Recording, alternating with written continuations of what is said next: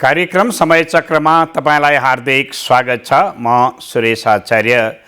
2079 को निर्वाचन पछिको प्रतिनिधि सभा र राष्ट्रिय सभा संसदको दोस्रो अधिवेशन प्रारम्भ भइसकेको छ। हामी यो संसद अधिवेशन चलिरहँदा संसदमा पहिलो पटक प्रतिनिधित्व गर्नु भएर पहिलो अधिवेशनको अनुभव सँगालिसक्नुभएका एकजना सांसदसँग कुराकानी गर्दैछौँ।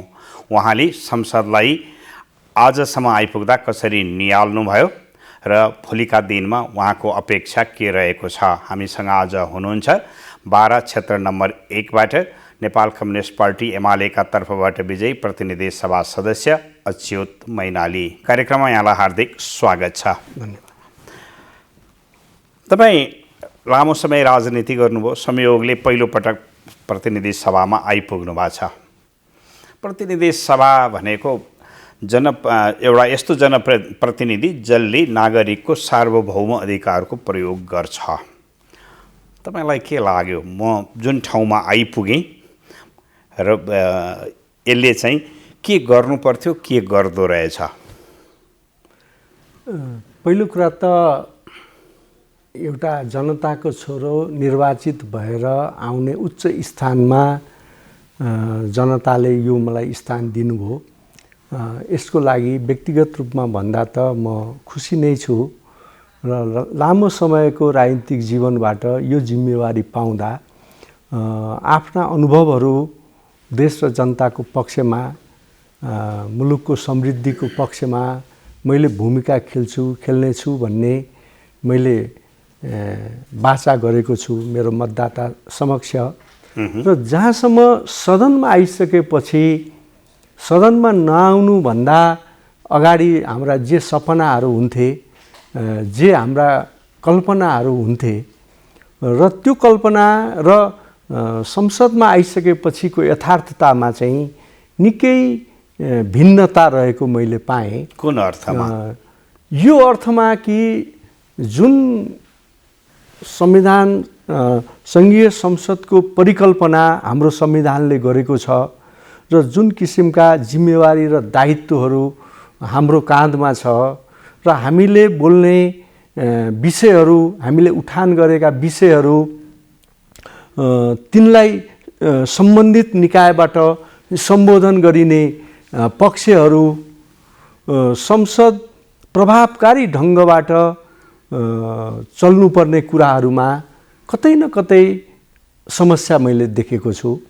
र साँचो अर्थमा भन्नुपर्दा जुन परम्परागत ढङ्गबाट हामीले संसदलाई चलाउने गरेका छौँ यसमा केही परिवर्तन गर्नुपर्छ भन्ने व्यक्तिगत रूपमा मेरो यो अनुभव रहेको छ। जस्तो ठ्याक्कै यो चाहिँ परिवर्तन भइदिए हुन्थ्यो भन्ने लागेको कुरा के हो तपाईँलाई? मूलत संसद प्रतिपक्षको भनिए तापनि संसदलाई प्रभावकारी बनाउने, बिजनेस दिने भन्ने चाहिँ त्यो सरकारकै विषय, जिम्मेवारी र विषयवस्तुमा त्यो पर्छ।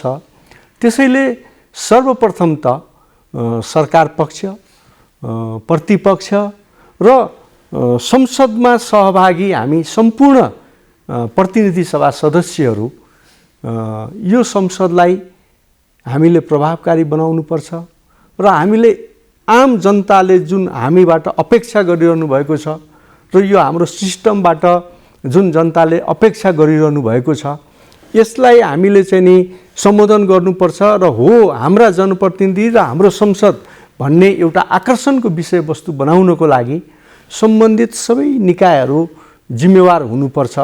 र यस अर्थमा मैले भन्दाखेरि हामी संसदहरूले विषयवस्तु उठाउँछौँ, त्यो सम्बोधन गर्ने कुरा त पर जाओस्, त्यहाँ सुन्ने समेत हामीले बोलेका कुराहरू सुनिदिने सम्बन्धित तालुकवाला मन्त्रालयको मन्त्रीज्यूको समेत उपस्थिति नहुने र कतै न कतै एकजना मन्त्री नहुने भएको हुनाले एकजना चाहिँ नि बसिदिने र यो काम चलाऊ चल्ते चलाते ढङ्गबाट जुन 16 श्राद्धको तिथिमा हामी जुन श्राद्ध गर्छौँ त्यो सोचबाट हामी कतै न कतै त्यो सोचबाट प्रभावित भएका छौँ। र यसमा आज म विनम्रतापूर्वक आग्रह गर्न चाहन्छु कि संसद यदि प्रभावकारी भएन भने त्यसले सरकारले डेलिभरी गर्ने कुराहरू प्रभावकारी हुँदैनन् र जनताका अपेक्षा पुरा नभइसकेपछि स्वाभाविक रूपमा हामी जनप्रतिनिधिहरू र विद्यमान प्रणालीप्रति वितृष्णा हुने र अनेकौं किसिमका जुन अहिले समाजमा देखिराखेका अराजक गतिविधिहरू सबै कुराहरू छन् यसको कारक भनेको यसको रिफ्लेक्सन नै हो जस्तो मलाई लाग्छ। त्यसैले जनताले जुन अपेक्षा राखेर जुन जिम्मेवारी दिएर हामीलाई त्यो ठाउँमा पठाएका छन् व्यक्तिगत रूपमा पनि हामी पनि त्यसमा अत्यन्त दत्तचित्त भएर त्यो जिम्मेवारी निर्वाह गर्नुपर्ने विषयमा हामी पनि केन्द्रित हुनुपर्छ र सरकार संसद चलाउने कोर्स दिने बिजनेस दिने सरकारको दायित्व भएको हुनाले सरकार पनि संसदलाई गर्दा पनि हुने नगर्दा पनि हुने भन्ने खालको जुन अहिले सोच छ बहुमत भइसकेपछि र सरकार भइसकेपछि सबै कुरा पुग्यो भन्ने खालको जुन एउटा सोच छ यो सोच वास्तवमा यसले चाहिँ नि तत्कालीन रूपमा त कसैलाई फाइदा गरिराखेको होला तर दीर्घकालीन रूपबाट चाहिँ यसले चाहिँ नि फाइदा दिन सक्दैन, व्यवस्थाकै लागि पनि फाइदाजनक छैन। जस्तो सांसदहरूको बारेमा कुरा गर्दा पहिलो अधिवेशनमै एउटा प्रवृत्ति देखा पर्यो, हाजिर गर्ने टाप कस्ने, संसदमा कोरम नपुग्ने। अनि नयाँ चुनिएर आएको तपाईँ जस्तो सांसदहरूलाई के लाग्यो यो यस्तै हो, हामी पनि यस्तै गर्छौँ अथवा हामीले पनि यस्तै गरे हुन्छ? यो वास्तवमा भन्ने हो भने यो पनि एक प्रकारको भ्रष्टाचारै भन्नुपर्छ यसलाई। यो नितान्त यो स्वीकार्य हुँदैन र हामी देशका माननीय भनेर राष्ट्रले जुन हामीलाई उपाधि दिएको छ, हाम्रा सोच, हाम्रा गतिविधि, हाम्रा हरेक क्रियाकलापहरू पनि त्यो उपाधि सरह नै हुनुपर्छ भन्ने मेरो मान्यता रहेको छ। र हामी हो व्यक्तिगत रूपमा भन्नुपर्दाखेरि मेरै सन्दर्भमा कुरा गर्दाखेरि पनि बिचमा पार्टीले एउटा मिसन ग्रासरुट भन्ने अभियान सञ्चालन गर्यो, मलाई पर्सा जिल्लामा खटाइयो। झन्डै म 1.5 महिना त्यतातिर अब मेरो लागि हुन त मेरो लागि संसद प्रमुख कुरा हुनुपर्ने हो तर पनि पार्टी सिस्टमको एउटा के छ त भन्दा पार्टी निर्णय ठुलो कुरा, यो हिसाबले मेरो जिम्मेवारी त्यो भयो। हामी सबै, म मात्र होइन, म जस्ता अनेकौं हाम्रा पार्टीका संसदहरूले पनि यो कुरालाई रियलाइज गर्नुभयो र म क्षेत्रमा जाँदा मलाई साथीहरूले भन्नुभयो तपाईँ बोलेको सुनिएन भनेर। अब म जतिको मान्छे यो बोल्छ, यसले गर्छ, यसले दुई अक्षर पढेको छ, यसले इमान्दारीपूर्वक हाम्रो काम गर्छ भन्ने अपेक्षा जनताले गर्नु भएर नै मलाई पठाउनु भयो। त त्यो अनुकूलको काम मैले पनि गर्न सकिनँ यो बिचमा। र बिचमा यहाँलाई जानकारी नै छ उपचुनाव आयो बाराको, त्यसमा पनि अलिकति हामी व्यस्त हुनाले गर्दाखेरि यो अघिल्लो संसद व्यक्तिगत रूपमा भन्दा मैले पनि आफ्नो भूमिका निर्वाह गर्न सकिनँ। म एकदम इमान्दारिता साथ यसलाई स्वीकार्छु र खास गरी मैले अघि नै यहाँलाई भने देशका ज्वलन्त समस्याहरू छन्। भर्खरै मिटर ब्याजीको सन्दर्भमा माननीय गृहमन्त्रीज्यूले अत्यन्त भावुक भएर संवेदनशील भएर उहाँले मन्तव्य दिनुभयो मिटर ब्याजीहरूको पक्षमा र पीडकहरूको विरुद्धमा हामी चाहिँ छिट्टै एक्सनमा जान्छौँ भनेर एउटा भावनात्मक विषयहरू राख्नुभयो। र मलाई के लाग्छ भने भावनामा बगेर हामीले चाहिँ नि सिस्टमलाई चाहिँ अगाडि बढाउन सकिँदैन। एज अ मानवीय हिसाबले एउटा व्यक्तिको हिसाबले उहाँले त्यो भावनामा बग्नुभयो, त्यो कुरालाई स्वीकार्य होला। एउटा जनताले त परिणाम खोज्छ नि, परिणाम खोज्छ, संस्थागत निर्णय खोज्छ र हामीले के सिस्टम बसायौँ त भन्ने सन्दर्भमा गर्छ। र एक हप्ताको मार्जिनमा चाहिँ नि बिचमा विधेयक ल्याइयो, त्यही कुरा चाहिँ नि हामीले सदनमा पेश गर्न सकिन्थ्यो। र कतै न कतै यो कुरामा यद्यपि मैले मिटर ब्याजीको विरुद्धमा बोलेको छैन, त्यो कुराहरू ल्याउनु पर्छ तर संसदलाई छलियो कि भन्ने। अब त्यस्तै नागरिकताकै सन्दर्भमा त्यही दिन उहाँले नागरिकताको इस्यु उठेको सन्दर्भमा पनि उहाँले के भन्नुभयो भने हामी प्रतिपक्षसँग समेत सल्लाह गरेर हामी चाहिँ नि ल्याउँदैछौँ भन्ने कुरा राख्नुभयो। यसले त जनतामा के मेसेज दियो त भन्दा प्रतिपक्ष सहमत नभएर नागरिकता विधेयक नआएको रहेछ भन्ने कुरा। तर यथार्थमा हो के त भन्दा जुन विधेयक उहाँहरूले ल्याउनुभयो राष्ट्रपतिज्यूकोमा गयो, त्यसपछि उहाँले केही बुँदाहरूमा चाहिँ नि पुनर्विचार गरियोस् भन्नुभयो। र नागरिकता विधेयक भनेको कुनै एउटा पक्ष विपक्षको मात्रै यो विषय होइन। यसले दीर्घकालीन रूपबाट हाम्रो देशलाई चाहिँ नि असर पर्ने कुराहरू पनि छ। म त बोर्डरसँगै जोडिएकै गाउँ बस्तीमा रहेको मान्छे हुँ। विगतमा के कसरी नागरिकता दिएर के गरी त्यो चाहिँ नि वितरण गरियो भन्ने त्यो एउटा कहाली लाग्दो पाटो छ। यद्यपि जो नेपाली नागरिक हो उहाँले नागरिकता पाउनुपर्छ, यसमा कुनै पनि विमति छैन। तर नागरिकता दिने नाममा यदि हामीले त्रुटि गऱ्यौँ भने यसले चाहिँ कालान्तरमा हाम्रा सन्ततिले हामीलाई भोलि के भन्छन् भन्ने कुरा पनि हामीले ख्याल गर्नुपर्छ। र त्यो इस्युमा जस्तो मैले यहाँलाई विषयान्तर गरेँ, यो भनेको त राष्ट्रिय इस्यु हो, राष्ट्रिय सहमति कायम गर्न सकिन्छ। हामीले लिपुलेक कालापानीको विषयमा एउटा राष्ट्रिय सहमति गऱ्यौँ। अनुसूचीलाई संशोधन गर्ने कुरा राष्ट्रिय सहमतिबाट गयौँ। नक्सा संशोधन गर्ने कुरा पनि हामी त्यसरी गयौँ भने यो इस्यु पनि यो विषयभित्रै पर्नुपर्ने हो। तर कता न कता हाम्रो सोचमा हाम्रो बुझाइमा फरक पर्यो। र अहिले अर्थतन्त्रकै सन्दर्भमा पनि अहिले मुलुक चाहिँ तरलतामा गयो। निरन्तर यो चाहिँ तथ्यले बताएको छ, यो विज्ञहरूले भनेको कुरा हो। र आज हामी बजेटको सन्दर्भमा आज हिजोबाट अधिवेशन सञ्चालन भएको छ। अब मुलुकमा कस्तो बजेट ल्याउने, पुँजीगत खर्चलाई कसरी परिचालन गर्ने, कसरी आयलाई वृद्धि गर्ने, यो त एउटा कुनै निश्चित पार्टी विशेषको कुनै सत्ता पक्ष प्रतिपक्षको मात्रै इस्यु होइन। यदि स्थिति यही रहन दिने हो भने भोलि के हुन्छ भनेर हामी यसै भन्न सकिने अवस्थामा छैनौँ। भनेको तपाईँले जे व्याख्या गरिराख्नु भएको छ अहिले संसद प्रतिपक्षको हुन्छ भन्ने जुन मान्यता हो, प्रतिपक्षलाई इग्नोर गरिँदैछ भन्न खोज्नु हो? एकदम यथार्थ रूपमा भन्दाखेरि इग्नोर गरिँदैछ। र हिजै मात्रै पनि यहाँले सदनमा जुन किसिमको हङ्गामाहरू भयो र अहिले हटकेकको रूपमा चाहिँ नि भुटानी शरणार्थीको समस्या आएको छ। यसै सन्दर्भमा पनि हाम्रो पार्टी अध्यक्षलाई जोडेर पनि विभिन्न खालका बजारमा कुराहरू आएका छन्।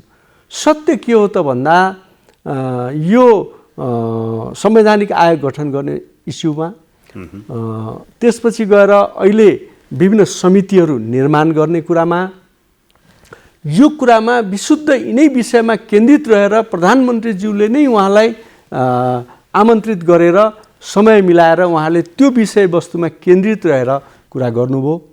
र भुटानी शरणार्थीको सन्दर्भमा दोषीलाई बचाउने, यो गर्ने त्यो गर्ने भन्ने जुन किसिमको चर्चा परिचर्चा बजारमा आएको छ त्यो नितान्त पनि त्यो होइन।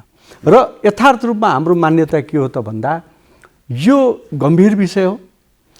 भुटानी शरणार्थीलाई नेपालीलाई भुटानी बनाएर विदेशमा लैजाँदाखेरि हाम्रो देशको चाहिँ नि जुन एउटा स्वाभिमान हो र हाम्रो देशप्रतिको चाहिँ नि अन्तर्राष्ट्रिय स्तरको जुन एउटा विश्वसनीयता हो, यो सब कुरामा प्रश्न चिन्ह खडा हुने हुनाले जोसुकै पनि त्यसमा संलग्न हुनुहुन्छ भने उहाँहरू दोषी हुनुहुन्छ।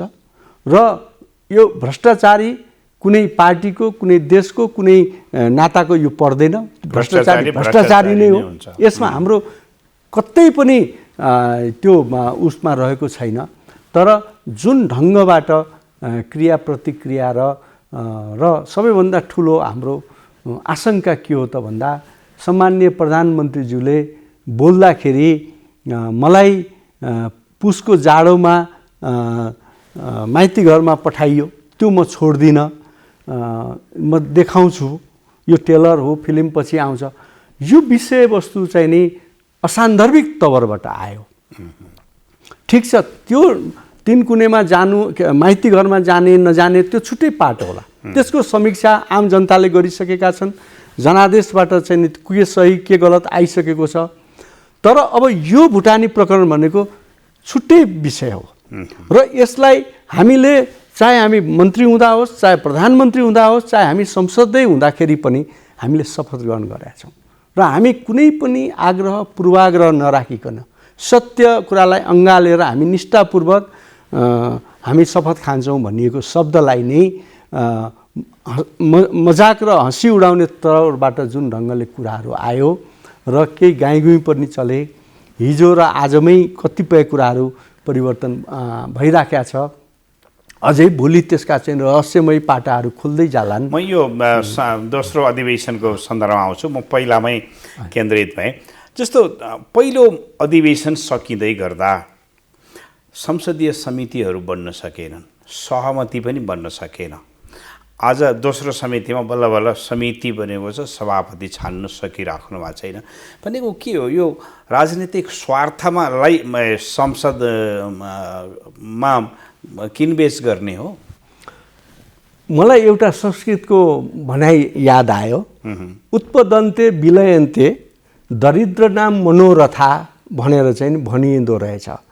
त्यो भनेको चाहिँ के भनेदेखि दरिद्रको चाहिँ नि मानसपटलमा पानीका फोका जस्ता कुराहरू मनमा आउँछन् र ती पानीका फोकाहरू चाहिँ फुट्दै जान्छन् भनेर उत्पदन्ते विलयन्ते दरिद्र नाम मनोरथा भने जस्तो अहिले नेपालको राजनीतिक परिदृश्यमा यही घटना भइरहेछ। कुनै पार्टीको बहुमत नआउनु, गठबन्धन गरेर जाँदा समेत गठबन्धनले सुविधाजनक बहुमत प्राप्त गर्न नसक्नु र कुनै हालतमा पनि सत्तामा जाने जुन एउटा मनोवृत्ति छ। र अर्को कुरा चाहिँ ठिक छ, संविधानले नै व्यवस्था गरेको छ निर्वाचन परिणाममा सुविधाजनक बहुमत नआइसकेपछि गठबन्धनमा जाने कुरालाई अन्यथा मान्न सकिएन।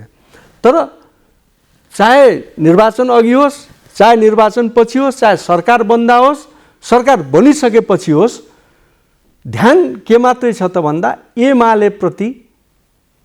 एमालेलाई नङ्ग्याउने, एमाले विरुद्धको राजनीतिमा केन्द्रित हुने र कसैलाई भित्तैमा पुर्याउने जुन एउटा मनोवृत्ति मनोविज्ञानबाट नेपालको राजनीतिक चाहिँ नि जुन अगाडि बढिराखेको छ, यो नै दुःखदायी कुरा छ। यसले नै कुनै पनि कुराहरूलाई चाहिँ नि हामीले भनेका जस्ता परिणाममा पुर्याउन सकिराखेको छैन। र म त के भन्छु भने हामी एउटा जहाजमा यात्रा गरिराखेका छौँ। म यहाँलाई तर सँगै यात्रा गरेको अनुभूति चाहिँ गर्न सकेका छैनौँ। र म 43 सालमा जेल पर्दाखेरि केही फ्रान्सेली नागरिकहरू पनि थिए। त्यसपछि एउटा प्लेन क्र्यास भयो बाहिरी देशमा र ती फ्रान्सेलीहरू खुसी भए। 5 जना त्यसमा सवार थिए, 3 जना गोरा थिए, 2 जना चाहिँ नि काला जातिका थिए। अनि तिनीहरू खुसी भए। फ्रान्सेली मैले भाषा नबुझेर के भएको भने त त्यो 2 जना काला मरे भनेर यी खुसी भए भनेर मलाई त्यो ट्रान्सलेटरले सुनाए। त भनेपछि 3 जना पनि त मरेकै छन् नि। तर त्यही मनोविज्ञानबाट हामी गरिरहेछौँ। र त्यसैले मेरो एकमात्र आग्रह के हो त भन्दा अहिले हाम्रो एकले अर्को दललाई हाम्रो शत्रुको रूपमा जुन हामीले व्यवहार गरिरहेछौँ, त्यो चाहिँ अहिलेको हाम्रो शत्रु के हो त भन्दा अहिलेको गिर्दो अर्थतन्त्र, हाम्रो चाहिँ जुन एउटा बेरोजगारी समस्या हो, गरिबी हो र हामी जुन एउटा विश्व अर्थतन्त्र तरलमा गयो भन्ने त्यो आफ्नो पाटो छ। हामी आफू ठिक हौँ न, हाम्रो देशका हाम्रो चाहिँ नि स्रोतलाई परिचालन गरौँ न। हामी एक ठाउँमा आयौँ भने त हामी अगाडि बढ्न सक्छौँ होला नि। तर त्योतर्फ नगएर हामीले एकले अर्कालाई आरोप प्रत्यारोप गर्दाखेरि आम रूपमा त जनता त के हुन्छन् त भन्दा सबै काम नलाग्ने रहेछन् भन्ने नै बुझ्छ। एउटा यो छोटो अवधिका बिचमा तपाईँले चाहिँ एकपटक सत्तापक्षी सांसद भएर पनि संसद हेर्नुभयो, लगत्तै प्रतिपक्षी सांसदको भूमिकामा पुग्नुभयो, के फरक हुँदो रहेछ? सत्तापक्षको हुने बित्तिकै स्वाभाविक रूपमा केही बोझहरू बढ्छन्, अनेकौँ मानिसका अपेक्षाहरू हुन्छन् र यो गर्दे त्यो गर्दे यो चाहियो आम म सबैको म एउटा त्यो त्यसले अलिकति भूमिका अलिकति सक्रियतामा वृद्धि हुन्छ र धेरैको अपेक्षालाई सम्बोधन गर्नुपर्ने हुन्छ। मैले त्यहाँ त्यो अवस्था देखेको छु भने प्रतिपक्षमा बस्दाखेरि चाहिँ त्यो बोझबाट हामी टाढा हुने र कतिपय कुराहरू चाहिँ जुन पाउनुपर्ने अवसरबाट पनि हामी वञ्चित हुनुपर्ने। म सानो एउटा तितो पीडा यहाँलाई सुनाउँछु। सुरक्षित नागरिक आवास कार्यक्रम भनेर लागू भएको छ हाम्रो शहरी विकास मन्त्रालय अन्तर्गत त्यो केन्द्रीय कार्यक्रम। र आगलागीमा भएका, फुसको छाना भएका, टाटी पनि त्यो चाहिँ नि कमजोर भएका त्यो एउटा वर्गलाई दिइने जस्ता पाता कार्यक्रम, चाहे सुरक्षित आवास कार्यक्रम भनेको छ, त्यसको 75,000 अङ्क दिइन्छ। त्यो मेरो क्षेत्रमा 5वटा पालिका पर्छन्।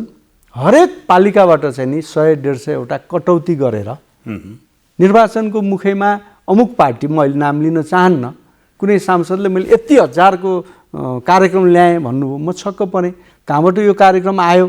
अहिले त सरकारको त अहिले नयाँ योजना आउने समय छैन। अनि संजोगले त्यसको संयोजक चाहिँ सम्बन्धित क्षेत्रको सांसद हुने प्रावधान छ। केन्द्रमा मन्त्री हुनुहुन्छ भने क्षेत्रमा चाहिँ संसदको अध्यक्षता। अस्ति बस्दाखेरि त सबै पालिकाको चाहिँ नि कटौती के एउटा सरकार पक्ष अथवा प्रतिपक्षमा हुने बित्तिकै एउटा विपन्न नागरिकलाई हेर्ने दृष्टिकोण त्यो हुनुपर्छ र त्यो पर्दैन।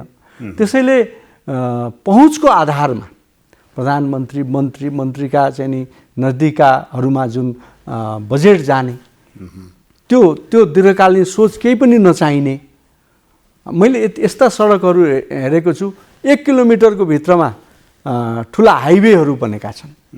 त्यसकारण मैले यहाँलाई के भनेको सत्ताको पहुँचका आधारमा विकास, सहयोग सबै कुरा निर्धारण हुन्छ, विनियोजन हुन्छ। र त्यसमा चाहिँ नि एक प्रकारले भन्यो भने त्यहाँ दुरुपयोग पनि हुन्छ। त्यसैले यो नहोस्, यो हुनु हुँदैन भन्ने मान्यता हो र यसमा हामी अर्को कुरा। अब दोस्रो अधिवेशनमा आएमा, दोस्रो अधिवेशनको पहिलो दिनदेखि नै जुन खालको परिवेश देखिँदैछ नि संसदभित्र, दोस्रो दिनमा आउँदा हामी तपाईँ र म संवाद गरिराखेका छौँ, झन् एउटा लज्जास्पद दृश्य देखा परेको छ। अब आगामी दिनमा के अपेक्षा गर्ने प्रतिनिधि सभाबाट, मुलुकका माननीय सांसदहरूबाट? निश्चित रूपबाट यो अहिलेका पछिल्ला घटनाहरूबाट सत्ता पक्ष पनि संवेदनशील भएको मैले मेरो अन्तरात्माले बुझेको छ। स्वाभाविक रूपमा हामी जिम्मेवार राजनीतिक दल र त्यसका कार्यकर्ता भएको हिसाबले हामी सत्ता पक्ष होस् अथवा प्रतिपक्ष होस्, हामीले जनताप्रतिको जिम्मेवारीलाई रत्तिभर पनि हामी त्यसको दुरुपयोग त्यसलाई गर्ने छैनौँ। यसमा हामी वचनबद्ध छौँ। र सदनमा जुन एउटा इस्यु हिजो उठ्यो, त्यसले मलाई लाग्छ एउटा सकारात्मक रूपबाट अनुसन्धानकर्ताहरूलाई पनि एउटा सही बाटोमा जानको लागि मार्गनिर्देश सदनबाट भयो भन्ने अर्थमा मैले बुझेको छु। र हिजोका घटनाहरूको बारेमा सम्पूर्ण समीक्षा भएर अब सदनलाई व्यवस्थित गर्ने, त्यहाँ विशेष टाइम पनि दिएको छ। त्यहाँ चाहिँ नि अर्को ढ्यापढ्यापे समय भन्ने पनि छ, त्यसपछि गएर शून्य समय पनि छ। यो सबै समयलाई उपयोग गरेर हामी एउटा रचनात्मक, सृजनात्मक सोचका साथ अगाडि बढ्नुपर्छ भन्ने मान्यतामा चाहे सत्तापक्ष होस् चाहे प्रतिपक्ष होस् एकमत भएरै आज सदन अगाडि बढिराखेको अवस्था थियो। तर दुःखद रूपबाट एकजना मान्यज्यूले जुन किसिमको बिहेभ प्रदर्शन गर्नुभयो, वास्तवमा मैले अघि नै पनि यहाँलाई भने हामीलाई राज्यले एउटा माननीयको उपाधि दिएको छ। माननीय नाम मात्रै भएर भएन, हाम्रा सोचहरू व्यवहारहरू पनि माननीय हुनु पर्यो। त्यसैले लोक हँसाउने, हाम्रो सिस्टमप्रति नै मान्छेले प्रश्न उठाउने र यी सबै यस्तै हुन् भन्ने किसिमको एउटा नकारात्मक म्यासेज दिएर हामी कहाँ पुग्छौँ। र यी इस्युहरूलाई उठाउने नियमावलीले व्यवस्था गर्दा गर्दै सम्माननीय सभामुखज्यूबाट सबैलाई म टाइम दिन्छु। हिजै पनि उहाँले बोलिसक्नु भएको थियो, बरु हामी यति लामो समय भइसक्यो, मैले आजसम्म शून्य समय 3वटा शून्य समयमा बोल्ने अवसर पाएको छु। हामीले बोल्ने समय 3 मिनट बोल्नु, जम्मा 3 मिनट बोलेको छु। म आफैलाई पीडा छ।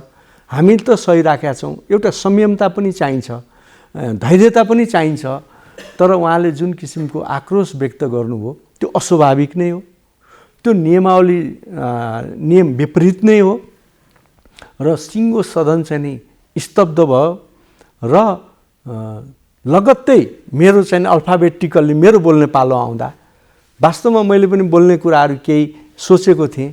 म आफै पनि अलमलमा परेँ, के बोल्नु के नबोल्नु, चुपो लागेर बसौँ कि भन्ने अवस्थामा म स्वयं पनि पुगेँ। र मेरो आग्रह छ उहाँले जुन किसिमको एउटा त्यो घटना देखाउनु भयो त्यो अब आउने दिनमा नदोहोरियोस् र हामी सबै सदन त सबैको हो, सदन सरकारमा न पक्ष प्रतिपक्ष होला, सदन त हामी सबै सांसदहरूको हो। हामी रचनात्मक सृजनात्मक छलफल गरौँ। अब हाम्रा विभिन्न उपसमितिहरू छन् बनेका, ती पनि मिनी संसद नै हुन्, तिनीहरूमा पनि अझ गहन ढङ्गले हामी छलफल गर्न सक्छौँ जस्तो मलाई लाग्छ। त्यसैले अन्तमा म के भन्न चाहन्छु भने हामीलाई जनताले 5 वर्ष जुन जिम्मेवारी दिनुभएको छ यसलाई हामीले एउटा हेर्न लायक पछिसम्म सम्झन लायक किसिमको व्यवहार हामीले प्रदर्शन गर्नुपर्छ, किन यो रेकर्ड हुने कुरा हो। हाम्रा छोरा नातिले पनि हेरुन् मेरो बाजे बराजु चाहिँ नि जाँदाखेरि यस्तो गरेको थिए, यस्तो बोलेका रहेछन् भन्ने कुरा हुने हुनाले हामी क्षणिक भावावेशमा आएर होइन, हामीले सुदूर भविष्यलाई समेत सोचेर चाहिँ हामीले हाम्रा चाहिँ नि भूमिका निर्वाह गर्नुपर्छ जस्तो मलाई लाग्छ। हस्, कार्यक्रममा सहभागी भइदिनु भयो, यहाँलाई धेरै धेरै धन्यवाद छ। यहाँलाई पनि धेरै धेरै धन्यवाद छ। आज हामीले एकजना सांसद जसले पहिलोपटक प्रतिनिधि सभाका अधिवेशनहरूको अनुभव गरिरहनु भएको छ, अच्युत मैनाली, बारा क्षेत्र नम्बर 1 बाट निर्वाचित प्रतिनिधि सभा सदस्यसँग कुराकानी गर्यौँ। कार्यक्रमको निर्धारित समय सकिएको छ। हामी सबैलाई बिदा दिनुहोस्। नमस्कार।